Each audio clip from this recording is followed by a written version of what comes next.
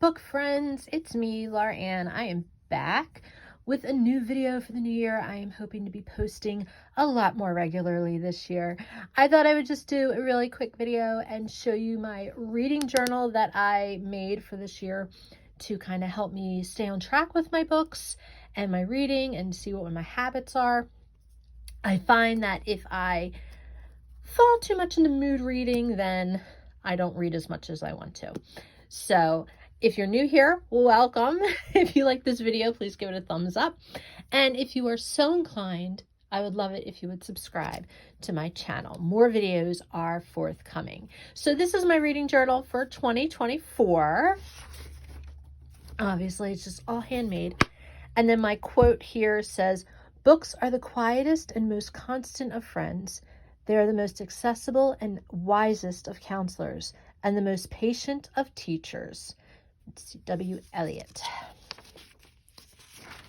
And then I have my reading and bookish goals, and I have a goal this year to read 50 books, 10 of which would be classics that I've never read before, 12 books for my Kindle, because I find that when books go onto my Kindle, they stay there and never get read. So I'm going to be much more consistent with that. I want to read one 600 to 800 plus page book each quarter. I'm going to work on the Pop Sugar and the Book Riot reading challenges this year. Stay up to date with my reading journal because I kind of fell off the wagon last year, and work on my personal bingo board, which is new for me this year. I have a section just for things that I've read in 2024, and I already have my first book done, Painkiller by Barry Meyer, which is about the Sackler family and Purdue Pharmaceuticals and the OxyContin crisis. And then I have a section called the DNF Graveyard. I'm going to be very good this year, and if a book is not grasping my attention, I'm going to DNF it a lot sooner than I would have before, because I find that as I get older, I want to read books that are, making me happy and that I'm interested in. So I have my DNF Graveyard to just write down the books that I DNF'd. Here I have my series tracker, so I can track the series that I want to read this year. And I have quite a few that I haven't even started yet. So those are the ones I put on here. I have Inkheart, The Atlas Six, Queen of the Tearling, The Dry, Fool, The Assassin's Apprentice, Age of Myth, Jason Bourne, The Gothic Saga from Joyce Carol Oates, which isn't a consistent series. Each book is different, but it's considered a saga together. And then The Diviners by Libba Bray. And then I have room for more series as I go through the year. This is my Goodreads challenge tracker. I already colored in my one book because I already read my first book on New Year's Day. I was very proud of myself. My 2024 TBR must reads. This goes back to that goal of reading 10 classics that I've never read before, or don't remember much from. I have War and Peace, Wuthering Heights, Crime and Punishment, Hunchback of Notre Dame, Three Musketeers, The Count of Monte Cristo, and I'm sure there will be more to be added to this list. Then I have my 2024 reading challenges, and my quote here is, "We read to know we are not alone." This is my Pop Sugar 2024 challenge. And then I have my Book Riot 2024 Read Harder challenge. So you can find them online. They actually have printable versions of them, but I just like to write them all down, so I have them in my book. But you can always print them out if that's easier for you. And then this is new for me this year. This is my 2024 personal reading bingo board. And I have read 12 books for my Kindle, read 50% of new purchases, which means I want to read 50% of the books that I buy this year. Read 3 books of poetry, like 3 anthologies. Read 1 library book each month. Read 5 nonfiction books. Keep up to date with my reading journal. Read 5 graphic novels. Read the one 600 to 800 plus page book each quarter. Listen to 5 audiobooks, because just like with Kindle, the audiobooks go into my Audible and then they are never listened to. So I'm going to work harder on doing that. Read 3 of the series that were listed earlier. Read 5 of my Book of the Month selections, because I am a subscriber to Book of the Month. And I find that I just stack them and don't actually read them.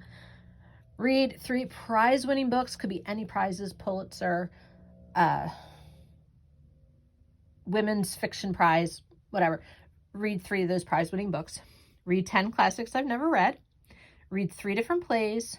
Read 3 Scribbler selections, because I also subscribe to the Scribbler box, and I don't tend to read those books either as often as I should. And finally, read a book from every continent. And my goal with this is, I know some of the numbers might seem really low, but my goal is to make it achievable, and then to see how many times I can tick off a box. So if I read 1 library book each month, or if I read more than 1 library book each month, I can tick that box off more than once. So that's kind of the goal. Make them easy and achievable, but then I can also surpass them. And then after that, I have my Battle of the Books 2024. And this is my book bracket. And I am terrible at making book brackets, so I just printed this one out. And I found it on Pinterest. It just says Fave Book of the Year at the top. But I thought it was cute, and I can follow that. So that's for my Battle of the Books. So I can pick my #1 book at the end of the year. And then here we have my section for January. This will be my monthly sections. And here we have books are the plane and the train and the road. They are the destinations and the journey. They are home. Anna Quindlen. So what I want to track in my journal, this is a specific journal for tracking my books.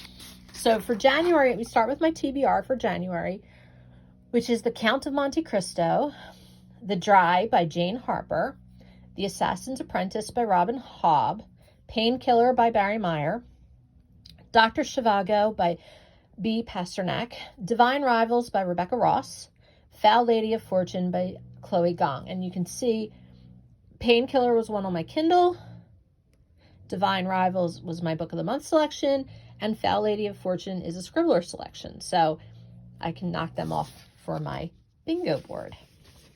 And I think having a set TBR will keep me more on track this year than just mood reading and then realizing that I haven't actually read anything all month and then scrambling to read at least a book at the end. I have my January stats that I want to keep. I want to total books read, total pages read, my top reads for January, my bottoms or my DNF reads, author stats, and days I spent time reading, which I'm already behind on this because I have to fill in the last 2 days. I'm going to keep a running record of books I purchased in January, even though I've promised myself that in January I would not buy any books because I bought so many books in December. So we'll see how that goes. I will check back in on that at the end of the month. And then I just have my bingo board stats that I can jot down here. That's what I'm keeping in this journal. And then I have February started. This journal is for that. So that is my 2024 reading journal. Do you keep a reading journal? What do you think of reading journals? I keep this for like recording the books I read, but then I have another book that I got off of Amazon that I use to write the synopsises and my thoughts on the books in a separate book. Do you think it's smart to have 2 separate ones, or do you have just one reading journal where everything is in one thing? Let me know in the comments below what you think. And I can't wait to talk to you guys again. Happy New Year!